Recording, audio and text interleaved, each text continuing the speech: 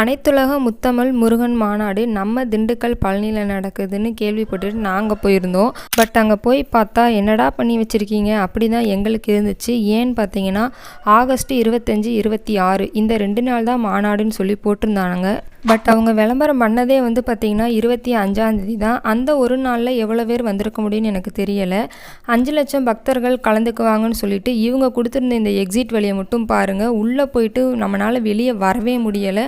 அங்கே அவ்வளோ பேர் குழந்தைகளை வச்சுக்கிட்டும் வயசானவங்களும் ரொம்ப கஷ்டப்பட்டு தான் வெளியவே வந்தோம். ஸோ அந்தளவுக்கு மோசமாக வந்து இருந்துச்சு. அது மட்டும் இல்லாமல் அங்கே வந்து கருத்தரங்கம், கலை நிகழ்ச்சி இதெல்லாம் வந்து விளம்பரப்படுத்தியிருந்தாங்க. ஆனால் அங்கே உள்ளே விட்டால் தானே நம்ம போயே பார்க்க முடியும்.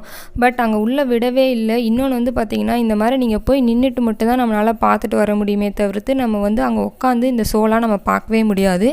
அடுத்து வந்து ஒரு 13 வகை 14 வகை உணவுன்னு சொல்லிலாம் விளம்பரம் பண்ணியிருந்தாங்க. ஆனால் அது உங்களுக்குலாம் இல்லைங்க, விஐபிக்கு